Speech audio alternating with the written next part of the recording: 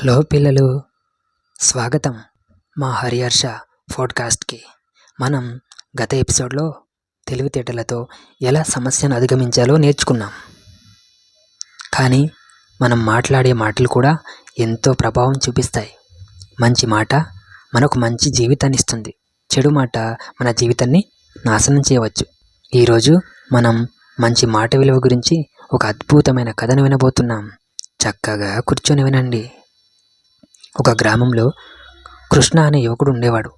అతను తెలివైన వాడే, కానీ అతని మాట తీరు చాలా దారుణంగా ఉండేది. ఎదుటి వారిని గాయపరిచేలా మాట్లాడేవాడు.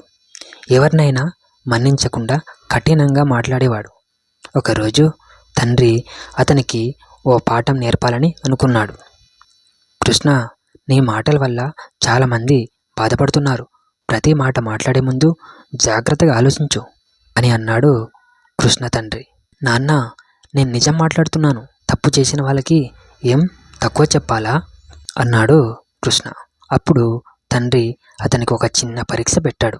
తండ్రి కృష్ణకు ఒక గిన్నె నూనె ఇచ్చి ఇలా అన్నాడు, ఈ నూనెను భూమి మీద పొయ్యి, కానీ అదే నూనెను గిన్నెలో మళ్ళీ పొయ్యి అని తండ్రి అన్నాడు.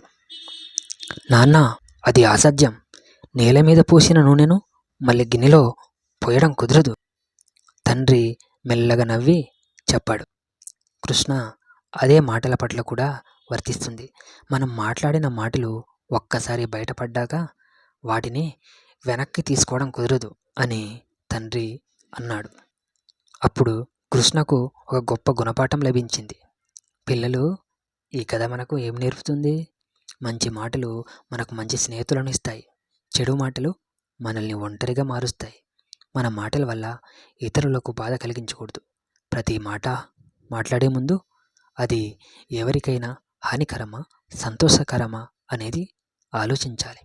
మనం ఎప్పుడూ మన మాటలను ముత్యాల్లా మరిగించి మాట్లాడాలి. ఓకేనా? మీకు ఈ కథ నచ్చిందా? అలా అయితే మా హరిహర్ష పాడ్కాస్ట్ను ఫాలో అవ్వండి, లైక్ చేయండి, ఇంకా మీ స్నేహితులతో షేర్ చేయండి. మరిన్ని అద్భుతమైన నీతి కథలతో మళ్ళీ కలుద్దాం. Bye bye.